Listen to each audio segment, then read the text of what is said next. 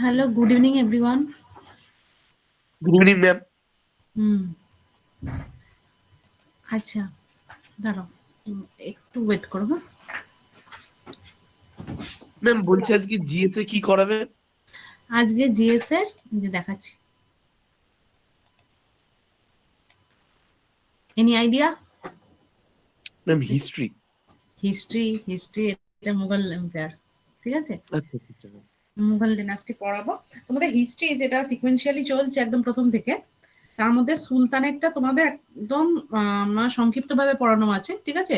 সুলতানেরটার পরে কিন্তু এই মুঘল এম্পায়ার শুরু হয়েছে, বাট আজকে মুঘল এম্পায়ারটা পড়িয়ে দেবো।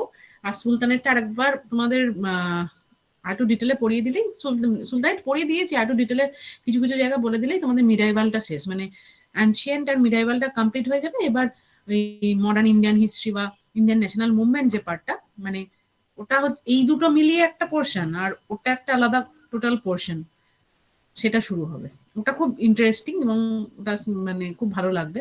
আর তো দূর অব্দি তো খালি রাজা, যুদ্ধ এসব পড়ছো। আচ্ছা দেখো, এই মুঘল ডিনাস্টি মনে রাখার একটা শর্ট ফর্ম আছে, কারোর মনে আছে? ছোটবেলায় আমরা পড়তাম। ম্যাম বাবার হলো আবার যার সালিল ঔষধ। হ্যালো, হ্যাঁ। মানে এই মুঘল ডিনাস্টি দেখো, এই টাইমিংটা দেখো, 1526 প্রথম দিনই এই মুঘল ডিনাস্টির মানে শুরু করেছিলেন যিনি, তিনি হচ্ছেন বাবার। তিনি 1526-এ প্রথম পানিপথের যুদ্ধের মাধ্যমে মুঘল ডিনাস্টি প্রতিষ্ঠা করেন এবং তারপরে আচ্ছা জয়েন করলো।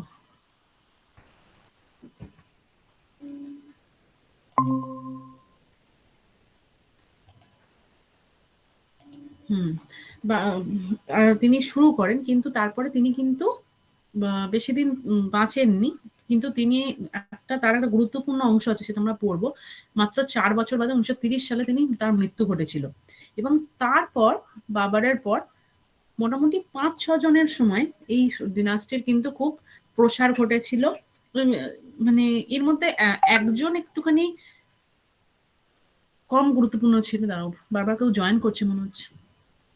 ঠিক আছে, কেউ জয়েন করলে আমাকে একটু বলবে, হ্যাঁ? আমি যদি নোটিস না করি। আচ্ছা ম্যাম। আচ্ছা, হ্যাঁ। আচ্ছা দেখো, বাবার হলো আবার যা শাইল ঔষধি, মানে বাবার, হুমায়ুন, আকবর, জাহাঙ্গীর, শাহজাহান, আওরঙ্গজেব। এর পরেও কিন্তু মুঘল ডিনাস্টির বেশ কিছু, বেশ দু একটা প্রজন্ম ছিল, কিন্তু তারপরেই এই যে 1707 মোটামুটি আওরঙ্গজেবের মৃত্যু হচ্ছে। তারপরে মোটামুটি 1757 সালের মধ্যে, 1717-তে তোমরা জানো সেই ফারুক শিয়ারের ফরমান, যেটার মাধ্যমে প্রথম ট্রেড লাইসেন্স পায় ইংরেজরা আমাদের দেশে। এবং তারপরেই আস্তে আস্তে কিন্তু আমাদের এই মুঘল ডিনাস্টিতে ফাটল ধরতে শুরু করে এবং আস্তে আস্তে ইংরেজরা আমাদের দেশে ঢুকে পড়ে এবং তারপর থেকে ব্রিটিশ ইন্ডিয়ান হিস্ট্রিটাই কিন্তু আমাদের তারপরে 200 বছরের জন্য ফিক্সড হয়ে যায়। মানে এই এর আগে পর্যন্ত কিন্তু এই এত এরকম বেশি প্রভাব কিন্তু আর কেউ রাখতে পারেনি। মানে কনস্ট্যান্ট একটা, মানে কি বলবো, কলোনিয়াল শাসন কিন্তু আমাদের দেশে আগে কখনো হয়নি। আগের যেটাই ছিল যে বহিরাগত আক্রমণ দ্বারা আমাদের দেশে কোনো না কোনো রাজা, এই যে ধরো আফগান, মুঘল, এই যে এরা কিন্তু ভারতের উত্তর পশ্চিম দিক থেকে আমাদের দেশে প্রবেশ করে ভারতের কিছু অংশ জুড়ে, মেনলি ভারতের মধ্য ভারতটা জুড়ে এরা কিন্তু রাজত্ব করেছে। এই মুঘলদের মেন যে জায়গাটা ছিল সেটা হচ্ছে এই দিল্লি, উত্তরপ্রদেশ, এই জায়গাটা, ঠিক আছে। আচ্ছা, একটা কথা তোমাদের এটা আমি জিজ্ঞেস করেছি, এই যে সামনে যে ছবিটা দেখতে পাচ্ছ, আগ্রার তাজমহল, আগ্রাটা কোথায়? ম্যাম উত্তরপ্রদেশে না? হ্যাঁ, উত্তরপ্রদেশে। এটা কিন্তু অনেকের একটা মিসকনসেপশন থাকে এটা দিল্লিতে, যেহেতু এটা শাহজাহান বানিয়েছিলেন, মুঘল এম্পায়ার শাহজাহান বানিয়েছিলেন। এটা কিন্তু উত্তরপ্রদেশের একটা অংশ, ঠিক আছে। নেক্সট দেখো, এখানে মোটামুটি একটা স্টোরি লাইনের মতো দিয়ে দিয়েছে পরপর কারা ছিল, বাবর, হুমায়ুন, ঠিক আছে। কিন্তু বাবর, হুমায়ুন, হুমায়ুন আর আকবরের মাঝখানে একটা ছোট ডিনাস্টির ইন্ট্রোডাকশন হয়েছিল, সেটা হচ্ছে শেরশাহ সুরি। মানে এই সবাইকার মধ্যে হুমায়ুন একটু কম পাওয়ারফুল ছিল। কম পাওয়ারফুল ছিল থেকেও একটু বড় কথা, উনি সেই সময়ের সাপেক্ষে তিনি মাত্র 23 বছর বয়সে, মানে বাবার তো হঠাৎ করে মারা গেছিলেন, মাত্র 23 বছর বয়সে, মানে কি বলবো, অপ্রস্তুত ভাবে সিংহাসনে বসেছিলেন। আকবর কিন্তু তার থেকেও ছোট বয়সে, আকবর মাত্র 13 বছর বয়সে সিংহাসনে বসেছিলেন, কিন্তু হুমায়ুন 23 বছর বয়সে বসা সত্ত্বেও তার কিছু বাস্তবিক বুদ্ধির অভাবে কিন্তু তাকে, এবং একটু অতটা পাওয়ারফুল ছিলেন না বলে তাকে কিন্তু মাঝখানে কিছু বছরের জন্য মানে পলাতক হিসেবে ঘুরে বেড়াতে হয়েছিল। ঠিক আছে? আচ্ছা দেখো, আমরা পড়বো বাবর, আকবর, হুমায়ুন, আকবর, জাহাঙ্গীর, শাহজাহান, আওরঙ্গজেব। আচ্ছা দেখো, এই যে হচ্ছে বাবর, এটা হচ্ছে আমাদের গুগল থেকে নেওয়া ফটো। মোটামুটি তোমরা জাস্ট কল্পনা করতে থাকো। এই এই যে ধরো এই 1526 এই সময় এই মুঘল ডিনাস্টি শুরু হওয়ার আগে আমাদের দেশে কাদের রাজত্ব ছিল? মেন যারা কেন্দ্রীয় শাসন ব্যবস্থায়, সুলতান, হ্যাঁ সুলতান আফগান। পিরিয়ড, হ্যাঁ আফগান সুলতান, সুলতানেট ওদের ওই সুলতানেট পিরিয়ড চলছিল তখন। এই দেখো বাবর ওয়াজ ডাইরেক্ট ডিসেন্ড, এই যে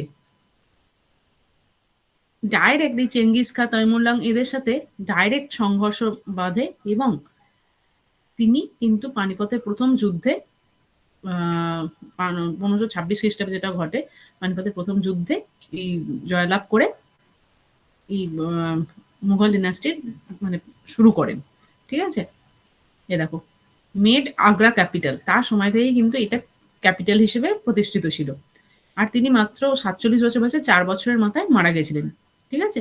এবং তিনি বেশি কিছু সংস্করণ করার সুযোগ পায়নি, তিনি শুধুমাত্র এই বংশটার পত্তন ঘটিয়েছিলেন।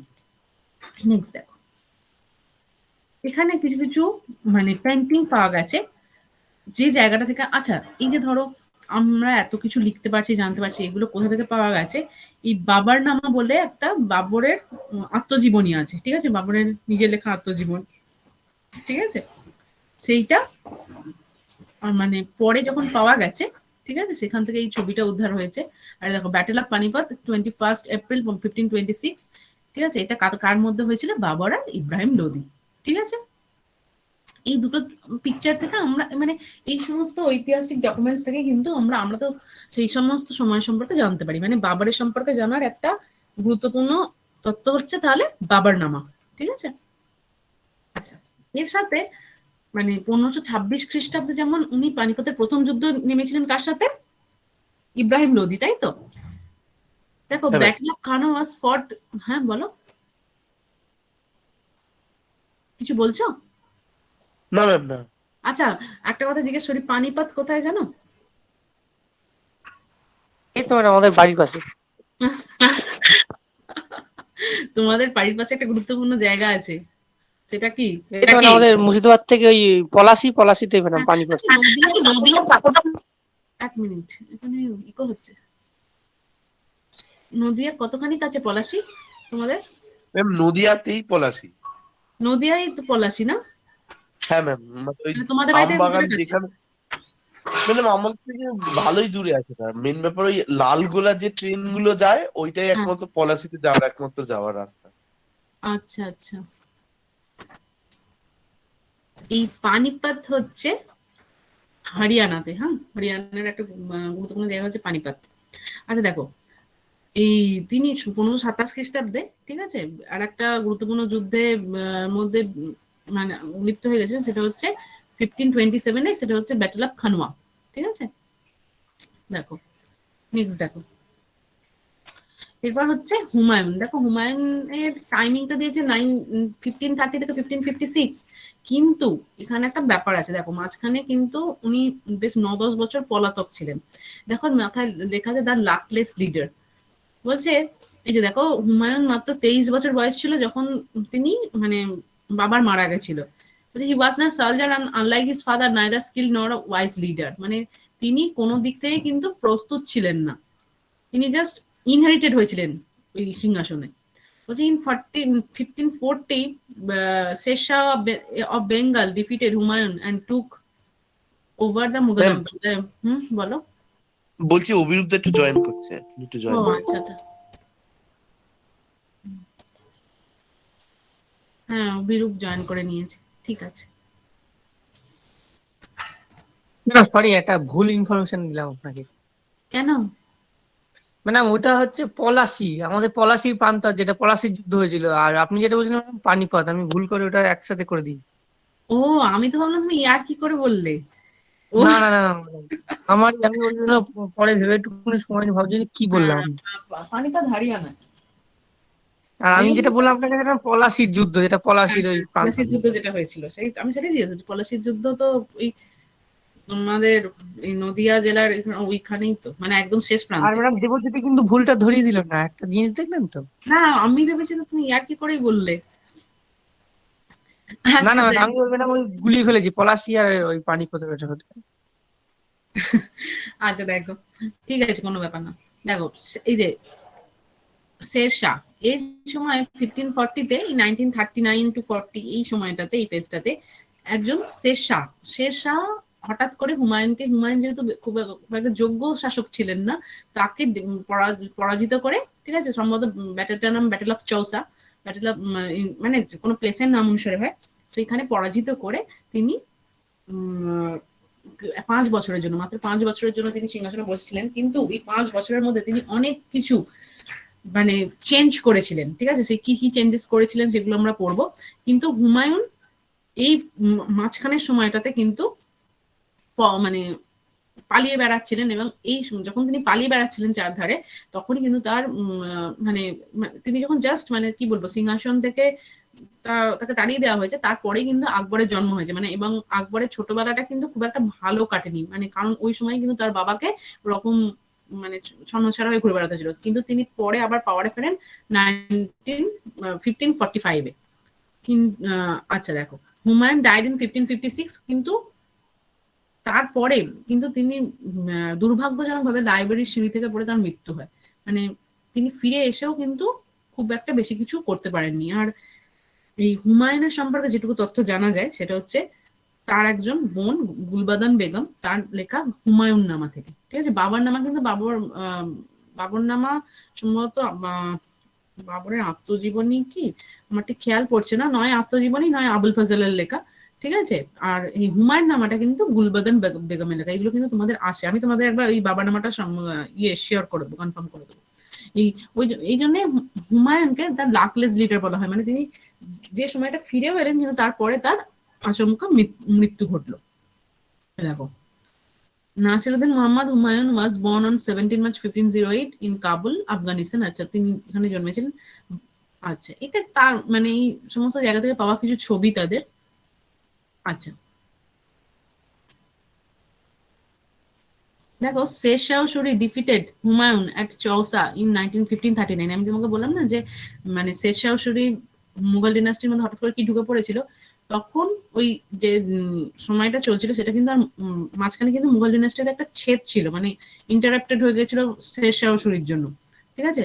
আচ্ছা দেখো, দুটো যুদ্ধ হয়েছিল, একটা হচ্ছে 1539-এ ব্যাটেল অফ চৌসা, আর একটা 1540-তে ব্যাটেল অফ কনৌজ, ঠিক আছে। এই দুটোতেই কিন্তু, আচ্ছা আবার কেউ জয়েন করলো? না না না। আচ্ছা দেখো, এবং এই যে এই সময়টা আমি বললাম না যে 1542-তে কিন্তু এই আকবরের জন্ম হয়। দেখো নেক্সট, এই দেখো হুমায়ুনের স্মৃতিতে দিল্লিতে যেটা আছে, তোমাদের এইগুলো কিন্তু ভীষণ আছে যে প্রত্যেকটা এই যে হিস্ট্রি, দিল্লি তো মানে একদম কি বলবো, খুব ইম্পর্টেন্ট হিস্টোরিক্যাল প্লেস হিসেবে কোন জিনিসটা কার স্মৃতিতে তৈরি এবং কে বানিয়েছিলেন। দেখো, Humayun conquered the Punjab, Delhi and Agra and occupied in the throne of Delhi after interval 15 years, মানে ওই যে 1955-তে ব্যাক করেছিলেন তিনি 1955-এ। আচ্ছা, তার স্মৃতিতেই কিন্তু এটা তৈরি করা, ঠিক আছে। 1556-এ তার মানে মাথায় চোট লেগে তিনি মারা গেছিলেন। নেক্সট দেখো, এই শেরশাহ সুরি সম্পর্কে আমরা একটু পড়বো। ইনি বিহারের জৌনপুরের একজন জাগিরদার ছিলেন। তার আসল নাম ছিল ফরিদ, কিন্তু তিনি কোনো মানে বাঘকে মেরে ফেলেছিলেন বা বাঘ শিকার করেছিলেন, এর জন্য তার নাম হয়েছিল শেরশাহ, ঠিক আছে। হি ওয়াজ অ্যান অ্যাম্বিশাস জেনারেল, মানে তিনি নিজে খুব পাওয়ারফুল ছিলেন, তাই একজন শাসককে হারিয়ে কিন্তু এই যে দুটো যুদ্ধে হারিয়ে কিন্তু এই মুঘল ডিনাস্টির সিংহাসনটা দখল করেছিলেন। আচ্ছা, একটা জিনিস দেখো, এই শেরশাহ এর একটা গুরুত্বপূর্ণ মানে কি বলবো কাজ তোমাদের জানো, কেউ মনে আছে, তোমরা পড়েছো? Grand madam tank road. 1400 madam 1539 আর 40 ওই ম্যাডাম চৌসার বিলগ্রাম এই দুটো যুদ্ধ নাকি? চৌসার কনৌজ, বিলগ্রামের যুদ্ধটা কি এর সাথে রিলেটেড? হ্যাঁ ম্যাডাম, মনে হয়, আমার মনে পড়ছে হালকা আচ্ছা হালকা। ঠিক আছে, ওটা আমি একটুখানি দেখে বলতে হবে, ঠিক আছে, আমি ওটা তোমাদের পরে কনফার্ম করছি।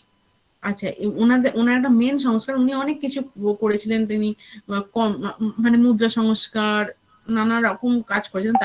তার সাথে একটা গুরুত্বপূর্ণ জিনিস হচ্ছে তিনি এই গ্র্যান্ড ট্রাঙ্ক রোড, মানে সব থেকে বড় এবং লম্বা রাস্তা, ঠিক আছে, তিনি তৈরি করেছিলেন। এই যোগাযোগ মানে ট্রান্সপোর্ট সিস্টেমে একটা বিরাট চেঞ্জেস এনেছিলেন চাওশুরি। কিন্তু তাকে হুমায়ুনই আবার পরাজিত করে আবার 1955 এর পর তিনি হুমায়ুন ফিরে আসে, এবং 1956 মানে যখন তার মৃত্যু হয়, তারপর আকবর ওই মাত্র 13 বছর বয়সে, ওই যে এট দ্য এজ অফ 14, ওই 13-14 বছর বয়সে কিন্তু আকবর পাওয়ারে চলে এলেন। এবার আকবরের কিন্তু অনেক কিছু নতুন নতুন, মানে আকবর হচ্ছে মানে মুঘলদের মধ্যে সব থেকে শ্রেষ্ঠ বলা হয়, এবং তার সময় কিন্তু অনেক কিছু পরিবর্তন হয়েছিল। যেমন আকবর নিজে মানে মুসলিম ধর্মীয় হলেও তিনি কিন্তু মানে একটা নতুন ধর্মের শুরু করেছিলেন, সেটা হচ্ছে দিনী ইলাহি। দেখো এখানে লেখা আছে, তিনি কিন্তু নিজে মুসলিম বলে কিন্তু অন্ধ ছিলেন না নিজের ধর্মের প্রতি। তিনি মুসলিম, হিন্দু প্রত্যেকটা ধর্মের থেকেই ভালো জিনিসটা নিয়ে নিজে একটা নতুন ধর্ম তৈরি করেছিলেন, এবং সেই ধর্মই সবাইকে তিনি মানে অ্যাকসেপ্ট করার জন্য বলতেন, যে কোনো মানে তোমরা কেউ বেশি কুসংস্কারের মধ্যে আবদ্ধ থেকো না। এই ধর্ম প্রচারের জন্য তিনি ইবাদতখানা, তারপর নানা রকমের ব্যবস্থা করেছেন, যাতে এই ধর্মের সাথে সবাইকার পরিচয় হতে পারে। মানে মানুষের মানসিক পরিবর্তনের জন্য ইনি কিন্তু অনেক চেষ্টা করেছিলেন। তারপর দেখো তিনি আর একটা জিনিস তৈরি করেছিলেন, দাঁড়াও দেখছি এখানে, এই যে দেখো এখানে build the largest army ever, মানে একটা কি বলবো, একটা শাসন ব্যবস্থাকে সব থেকে গুরুত্বপূর্ণ জায়গায় নিজেদের যা যা করার দরকার, তিনি কিন্তু এই একমাত্র মুঘল ডিনাস্টির মধ্যে ইনি কিন্তু এটার ব্যাপারে খুব মানে খুব বেশি গুরুত্ব দিয়েছিলেন, ঠিক আছে। এরপর তিনি আর একটা জিনিস করেছিলেন, এটা এখানে দেয়নি, আমি বলে দিচ্ছি তোমাদের, সেটা হচ্ছে মানসাবদারি সিস্টেম, ঠিক আছে। তিনি মানসাবদারি সিস্টেমটা কি? মানসাবদারি সিস্টেম হচ্ছে, এই কথাটা তোমাদের আসে যে মানসাব কথাটার অর্থ কি। মানসাব কথাটার অর্থ হচ্ছে র্যাঙ্ক, বা যেটাকে বাংলায় বলে পদমর্যাদা, ঠিক আছে। ওই পদমর্যাদা বা র্যাঙ্ক এই অনুযায়ী কি হতো, ধরো কার আন্ডারে, ধরো র্যাঙ্কটা কেমন ভাবে তৈরি হতো, কারোর আন্ডারে 7 থেকে 10টা ঘোড়া আছে, বা কারোর আন্ডারে 7,000 ঘোড়া আছে, মানে যে যত পরিমাণ ঘোড়া তার আন্ডারে রাখতে পারছে সেই অনুযায়ী তার র্যাঙ্ক তৈরি হতো, এবং সেই অনুযায়ী তাকে জায়গির দেওয়া হতো। জায়গির মানে কি, কোনো একটা পার্টিকুলার জায়গা বা জমির মালিকানা তাকে দিয়ে দেওয়া হতো।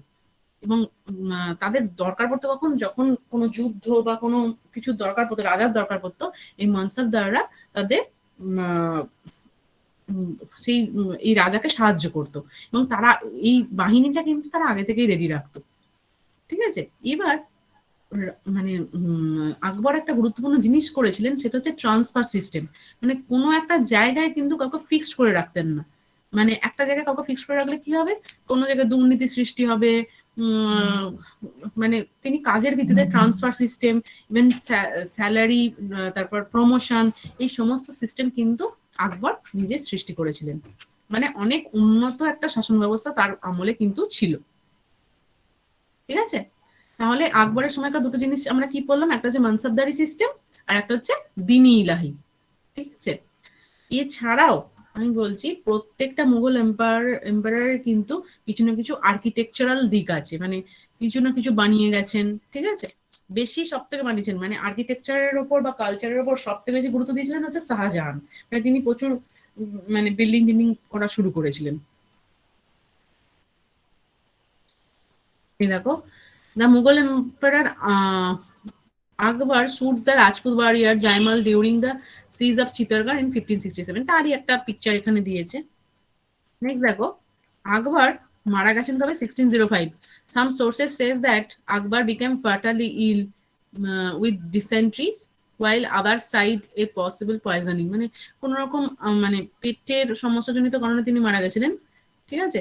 এবং তারপরে আকবরের বাদে যিনি সিংহাসনে এসেছিলেন তিনি হচ্ছেন কে, তার ছেলে জাহাঙ্গীর, তাই তো।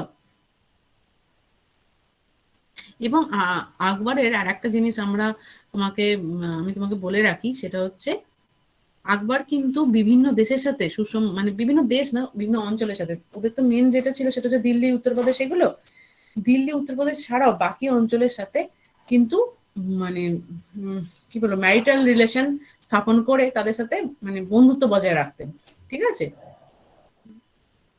এটা তিনি করেছিলেন, তিনি খুব শান্তিকামী রাজা ছিলেন। আচ্ছা দেখো, এখানে তিনি কি কি বানিয়েছিলেন, Agra fort, Lahore palace, ফাতেপুর Sikri, বুলান দারওয়াজা, Allahabad fort. তাহলে এই জিনিসগুলো কিন্তু আকবরের সময়কার সৃষ্টি, বা আকবরের এই বিল্ডিং গুলো তৈরি করা শুরু করেছিলেন, ঠিক আছে। তোমরা কিন্তু মানে কার সময় কি কি তৈরি হচ্ছে এগুলো একটু মনে রাখবে। আচ্ছা দেখো, এরপর হচ্ছে জাহাঙ্গীর, ঠিক আছে। ইনি দেখো এনার সম্পর্কে মনে রাখার মতো হচ্ছে ইনি বাবা থেকে একটু অপোজিট ক্যারেক্টারের ছিলেন, ঠিক আছে। মানে খুব ভালো যোদ্ধা বা কিছু ছিলেন না, কিন্তু তিনি কি করেছিলেন দেখো, আকবরের কিছু পলিসিকে কন্টিনিউ করেছিলেন। ফ্রিডম অফ ওয়ার্শিপ, মানে যে যার মতো ধর্ম গ্রহণ করতে পারে। ফেয়ার ট্রিটমেন্ট অফ হিন্দুস, তিনি যেহেতু মুসলিম ছিলেন, হিন্দুদের প্রতি কোন রকম অবিচার তিনি করতেন না। Continued friendship and alliance with রাজপুতদের সাথে যেমন তার বাবা ম্যারিটাল রিলেশন স্থাপন করে সম্পর্কটা ভালো রেখেছিলেন, তিনিও কিন্তু একই রকম করেছিলেন। আচ্ছা, আকবরের সাথে কোন রাজপুত নারীর বিয়ে হয়েছিল মনে আছে? একটা সিনেমাও আছে, যোধা, হ্যাঁ, যোধাবাই, তাই তো। আচ্ছা দেখো, বলছে allowed foreigners like the Portuguese and English into India for trade। দেখো, এই জাহাঙ্গীরের সময় থেকে কিন্তু পর্তুগিজ বা ইংলিশ বা মানে যে কোনো আলাদা মানে ইউরোপিয়ান কান্ট্রি থেকে ট্রেডিং করার জন্য, আমাদের দেশে ব্যবসা বাণিজ্য করার জন্য কিন্তু লোক আসতে থাকে। তুমি জানো যে স্যার টমাস রো এই জাহাঙ্গীরের কোর্টে এসেছিলেন, ঠিক এই সময় থেকে আসতে শুরু করে। আস্তে আস্তে ওরা কিন্তু আমাদের দেশে ঢুকতে থাকে। প্রথমে কিন্তু ওরা শুধুমাত্র ধরো মানে যারা ব্রিটিশ শুধু না, ব্রিটিশ, পর্তুগিজ বা আরো যারা আছে, তারা এই ধরো আমাদের দেশে যেগুলো খুব একটা বেশি হয় না, যেমন স্পাইসেস, ইন্ডিগো ডাই, তারপর সিল্ক, এইগুলোর বিজনেসের জন্য এখানে আসছেন। আমাদের দেশে এগুলো হয়তো এগুলোর খুব একটা চল ছিল না, তাই আমাদের দেশে কিন্তু এই ট্রেড লাইসেন্স গুলো ওনারা পেতে থাকছিলেন। কিন্তু আস্তে আস্তে ওরা কিন্তু আমাদের যে মূল বিজনেস, আমাদের যেমন ধরো মূল বিজনেস হচ্ছে বাংলার তাঁত, এই সিল্ক বা সিনথেটিক এই ম্যাটেরিয়াল দিয়ে বাংলার তাঁত শিল্পটাকে পুরো নষ্ট করে দিয়েছিল। তোমরা আসবে আস্তে আস্তে যখন এই আফটার মানে 17th সেঞ্চুরির সমস্ত পর্ব, তখন বুঝতে পারবে। আচ্ছা দেখো, এই জাহাঙ্গীরের আমলে যিনি এসেছিলেন তিনি হচ্ছেন স্যার টমাস রো, ঠিক আছে। জাহাঙ্গীরের রাজসভায় এসেছিলেন ইনি। এই প্রশ্নটা আসে তোমাদেরকে, কে এসেছিলেন। আচ্ছা, জাহাঙ্গীরের সাথে যার বিয়ে হয়েছিল একজন গুরুত্বপূর্ণ Nur Jahan. She became real ruler of the empire until death of her husband. তার হাজবেন্ডের মৃত্যুর পর, জাহাঙ্গীরের মৃত্যুর পর তিনি কিন্তু একজন গুরুত্বপূর্ণ শাসক হিসেবে সিংহাসনে বসছিলেন। আচ্ছা দেখো, জাহাঙ্গীরের কিছু কিছু স্পেসিফিক ইস্যুস তোমাদের পড়ে রাখতে হবে। বলছে he love to drink and enjoy himself, he had to suppress many rebellions. তিনি অনেক রকম বিদ্রোহ দমন করে দিয়েছিলেন।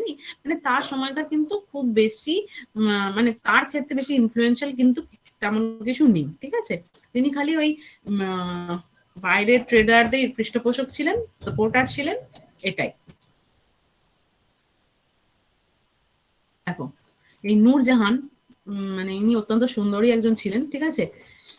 আচ্ছা, ইনি হচ্ছেন, এনার আসল নাম মেহেরুন্নিসা, ঠিক আছে। C was the widow of rebel officer Sher Afghan of Mughals. মানে তিনি একজনের উইডো ছিলেন, তাকে জাহাঙ্গীর বিয়ে করেন। She was beautiful and strong woman. She soon became Jahangir's favorite queen and assumed the title Nurjahan, the light of the world. এই নূরজাহান কথাটা মানে নূরজাহান পদবিটা তাকে দিয়েছিল জাহাঙ্গীর, এবং এটার মানে হচ্ছে the light off the world. Nurjan herself came to exercise considerable influence over the husband and on her advice, মানে তার অ্যাডভাইসে কিন্তু জাহাঙ্গীর চলতো, এবং তার মৃত্যুর পর কিন্তু ইনি যেটা শাসন ব্যবস্থাটা চালিয়েছিলেন। এরপর হচ্ছে শাহজাহান। আচ্ছা, শাহজাহানের একটা গুরুত্বপূর্ণ কি, বলছি ম্যাডাম হ্যাঁ বল। তাহলে নূরজাহানের প্রথম স্বামী কে ছিলেন? এই যে শের আফগান অফ মুঘলস, মানে অন্য একজন ছিলেন, একজন রেবেল অফিসারের, মানে একজন কোনো অফিসারের স্ত্রী ছিলেন তিনি। ও ঠিক আছে। মানে মুঘলদেরই কোনো একটা অফিসারের, সৈন্যবাহিনীর কোনো অফিসারের স্ত্রী ছিলেন। আচ্ছা আচ্ছা। আচ্ছা দেখো, এই শাহজাহান, হ্যাঁ শাহজাহান হচ্ছে জাহাঙ্গীরের বেশ কয়েকজন পুত্র ছিল, তার মধ্যে শাহজাহান কিন্তু তাদের হত্যা করে, তাদের মেরে ফেলে সিংহাসনে বসেন, ঠিক আছে। এবং তিনি তার প্রথম লাইফে তার নাম ছিল খুরম, প্রিন্স খুরম, এবং তার সাথে প্রিন্স খুরম পরে তার নামটা হয় শাহজাহান, ঠিক আছে। আচ্ছা দেখো, বেটার রুলার দেন জাহাঙ্গীর। আচ্ছা দেখো, তিনি মানে এই যে দেখো তার আমলে মানে ফরেন ট্রেডাররা আরো আসতো, মানে জাহাঙ্গীরের থেকেও বেটার কিছু করেছিলেন, কিন্তু এনার মেন যে বৈশিষ্ট্য, ইনি হচ্ছে মেন যে জায়গাটাতে বেশি করতেন, সেটা দেখো না তো। সেটা হচ্ছে তিনি, হ্যাঁ মেন হচ্ছে বিল্ডিং, কোন রকম আর্কিটেকচারের উপর অনেক বেশি এনার জোর ছিল, ঠিক আছে। এনার একটা তোমাদের ছোট স্টোরি বলে রাখি, যে প্রিন্স খুরম যখন খুব অল্প বয়স ছিল, তখন ওই তার স্ত্রীর নাম কি মুমতাজ, তাই তো।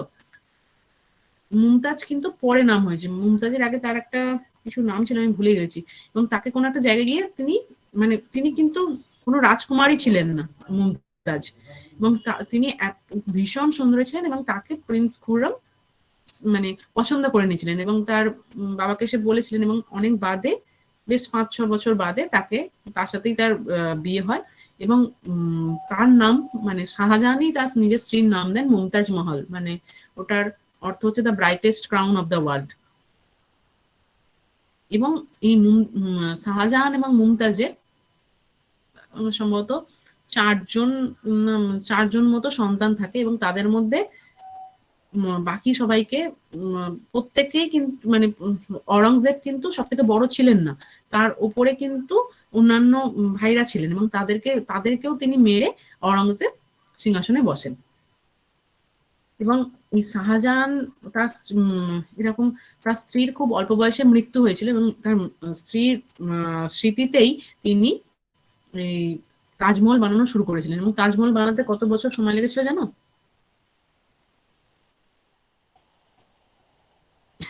কেউ জানো তাজমহল?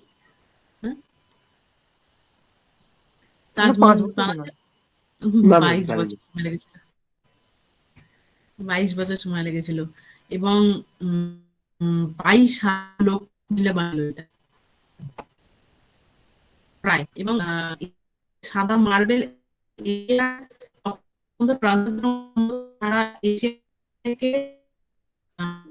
ম্যাডাম আওয়াজটা কেটে কেটে যাচ্ছে। ম্যাম ভয়েস ব্রেক করছে আপনার। ভয়েস ব্রেক করছে? আচ্ছা হ্যাঁ ম্যাম বলো। এবার দেখো তো। হ্যাঁ ম্যাম এবার ঠিক আছে। আচ্ছা অসুবিধা হলে বলবে। মানে সারা এশিয়া থেকে হাতির মাধ্যমে কিন্তু এই সাদা মার্বেল কালেক্ট করা হয়েছিল, এবং তার স্ত্রী অ্যাকচুয়ালি মানে সন্তানের জন্ম দিতে গিয়ে মারা গেছিলেন, এবং এটা কিন্তু একজনের মানে কি বলবো, এটা হচ্ছে তার এখানে তার কবর আছে, ঠিক আছে। মুমতাজ মহলের কবর আছে, মুমতাজের কবরটাকেই এত সুন্দর করে একটা মহল করে ইয়ে করানো, বাঁধানো। এবং সব থেকে দুঃখের কথা এটাই যে শাহজাহানকে কিন্তু তার জীবনের শেষ বছরগুলোতে প্রায় 10 বছর, প্রায় 7 না 10 বছর যে তার পুত্র আওরঙ্গজেব খুলে দাও যাচ্ছে, তার পুত্র আওরঙ্গজেব জেলের মধ্যে বন্দি করে রেখেছিল তার নিজের রাজত্বের মধ্যেই, এবং তারপরে কিন্তু সেখানেই তার মৃত্যু হয়। আর মানে তাজমহলের পাশেই একটা জায়গায় কিন্তু এই শাহজাহানের সমাধিটা আছে, ঠিক আছে। এই যে Tajmahal, Tombam, Mumtaz Mahal, and Shahjahan.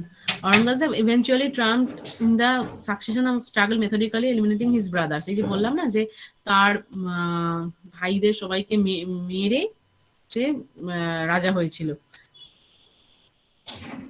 আর এই দেখো শাহজাহানকে আগ্রা ফোর্টে জেলবন্দি করে রেখেছিল, ঠিক আছে।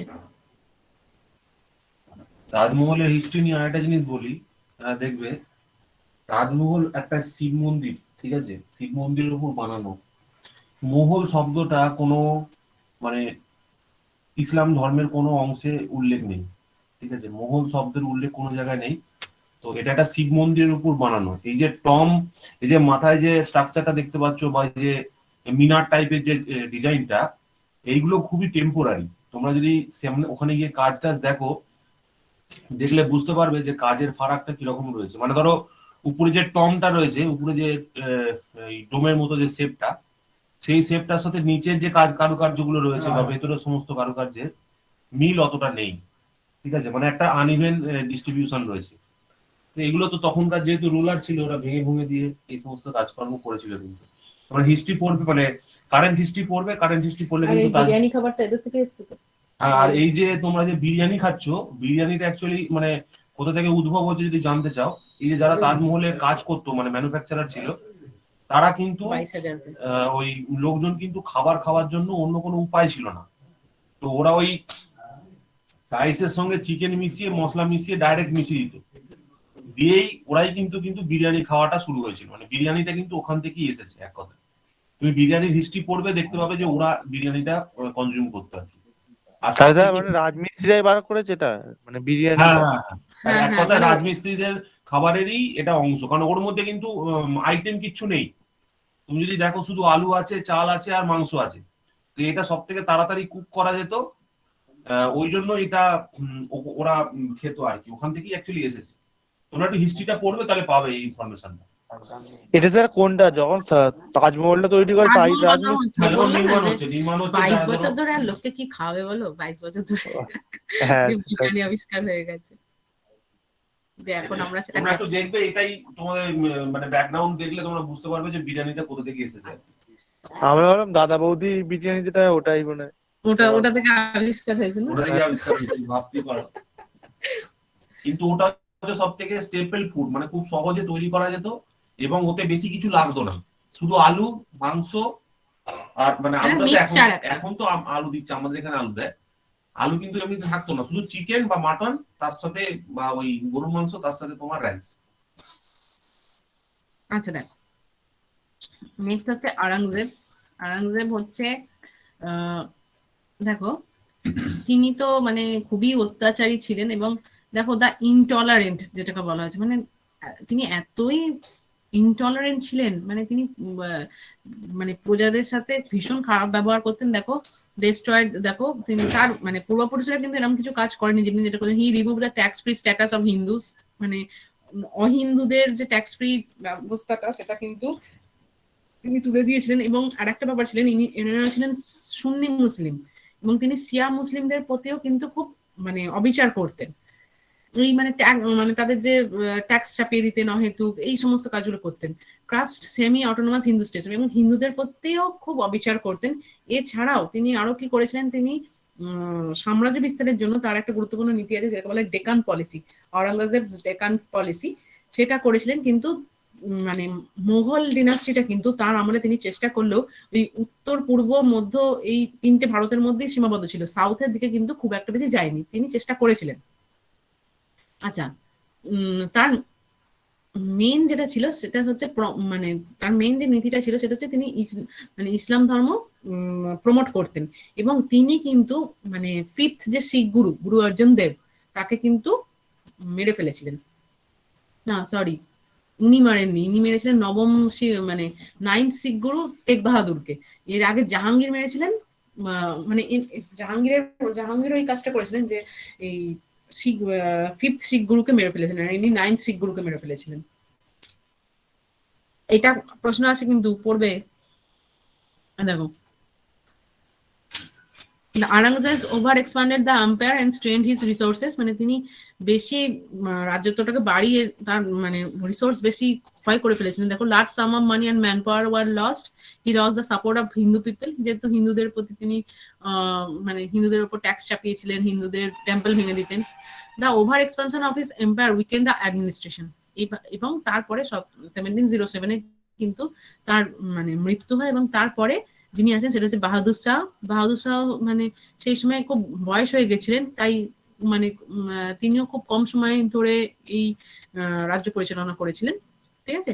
এবং মোটামুটি আওরঙ্গজেবের আমলেই কিন্তু মোটামুটি মুঘল ডিনাস্টি শেষ হয়ে যায়।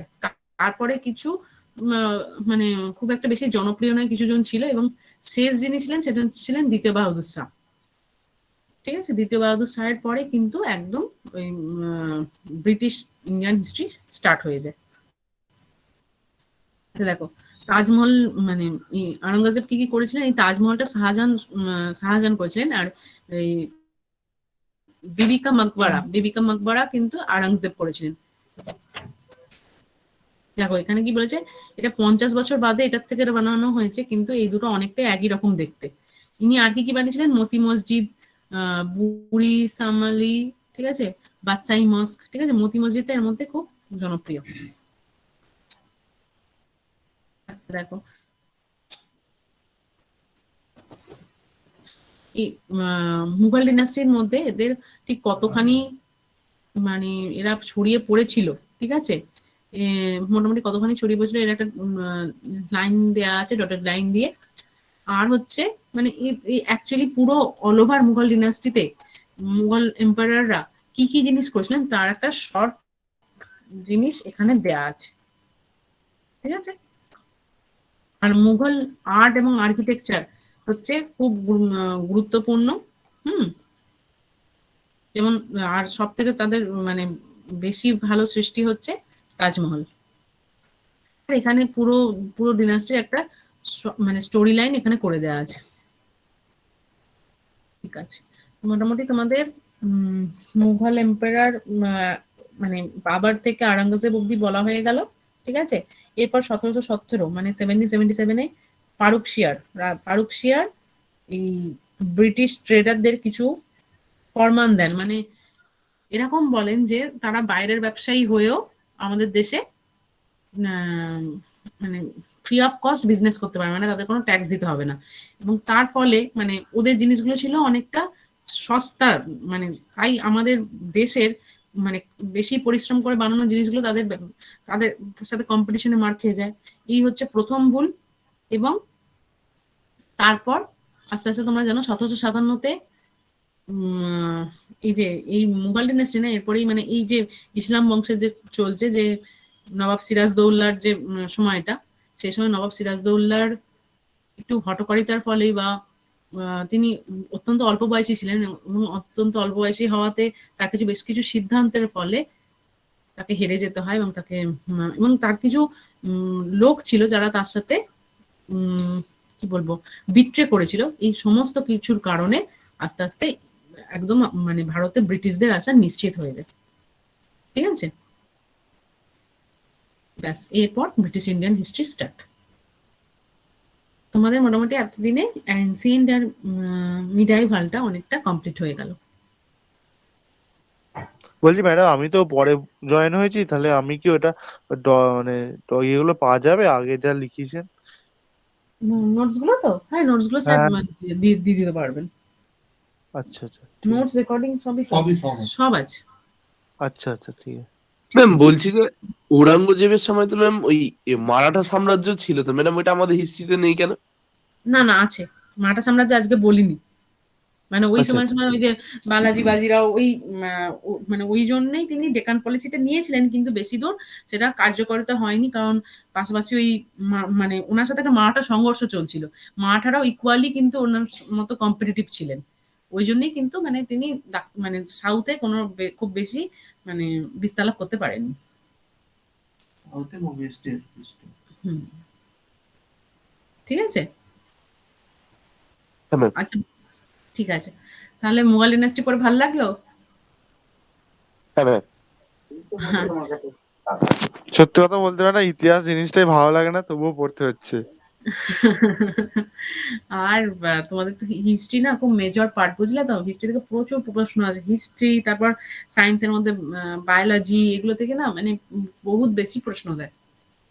মানে হিস্ট্রিটা তোমাদের লাস্ট যেহেতু ৩ টে ভাগ আছে, ওইজন্য প্রচুর বেশি প্রশ্ন এখান থেকে আসে। হ্যাঁ, লাস্ট হিস্ট্রি পড়েছি সেই মাধ্যমিকে, তারপর আর হিস্ট্রি নেই আমার।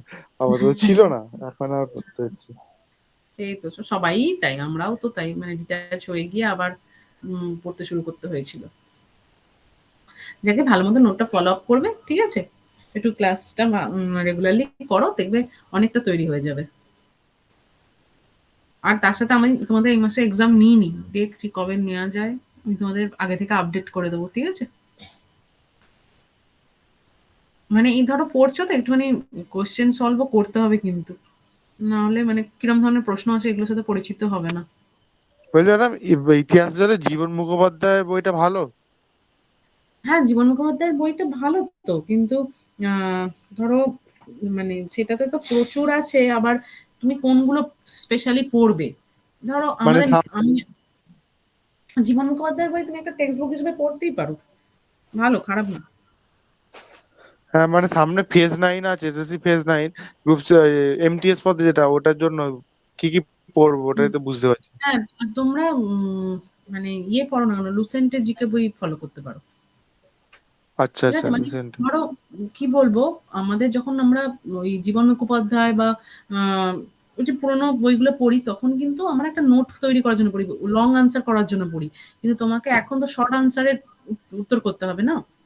আমরা ওই যে ডিটেলসে আনতে হচ্ছে আমাদের, নাহলে তো হ্যাঁ, পারবো না। তুমি গল্পটা পড়ে নিলে, কিন্তু পরীক্ষার সময় এরম মানে ছোট হ্যান্ডবুক কোনো রাখবে। ঠিক আছে? যেমন লুসেন্টের জিকে বইটা খুব ভালো। মানে অথেন্টিক ইনফরমেশন ও দেওয়া থাকে। মানে যেটুকু তোমার দরকার সেগুলোই লেখা থাকে। হ্যাঁ, এবার তরুণ গোয়েলটা কেনা হয়ে গেছে, তরুণ লুসেন্টটা পরে গোয়েলটাও বুঝতে ভালো। পারছি মনোহর ভালো। পান্ডে বা তরুণ গোয়েল, লুসেন্ট ৩ টেই ভালো। মনোহর এই পান্ডেটাও ভালো। আছে, তরুণ আমি দেখছি গোয়েলও খুব এটা। ভালো। তুমি তরুণ গোয়েলও ফলো করতে পারো। মানে একদম হ্যাঁ, অথেন্টিক থাকে। এই ৩ টে বই মোটামুটি ইকুয়ালি ভালো। ঠিক আছে? মানে ওটাই হ্যান্ডবুক হিসেবে ব্যবহার করবে। যখন অনেক সময় থাকবে, মানে ধরো ১ বছরের ধরে একটা প্রস্তুতি নেবে এরকম করছো, তখন ধরো একটা বড় টেক্সট বুক পড়লে, 9-10 এর পড়লে, সেগুলো তো পড়তে হবেই। কিন্তু পরীক্ষার সময় কিন্তু মানে অত ডিটেইল পড়তে লাগবে না। তুমি পরীক্ষার সময় খালি একটা হ্যান্ডবুক ফলো করবে। ঠিক আছে? হ্যাঁ, আমি মানে এসএসসি পরীক্ষা দিচ্ছি তো দেখছি, মানে ওয়েস্ট বেঙ্গলে যেভাবে ইতিহাসে কোশ্চেন আসে সেভাবে আসছে না গো, মানে খুব কম আসছে। হ্যাঁ, সে হিস্ট্রি তো বটে। দেখছি। ওয়েস্ট বেঙ্গলের সাথে অনেক পার্থক্য থাকে। দুটোর প্যাটার্ন সম্পূর্ণ আলাদা। ঠিক আছে? তাহলে উম ঠিক আছে। তাহলে আর কোনো অসুবিধা নেই তো? না, নোটসগুলো এবার দেখি, না নোটসগুলো ম্যাম। লিখি, দেখে যদি কি অসুবিধা হয় আপনাকে বলবো একদম, পরের একদম। ক্লাসে। ঠিক আছে।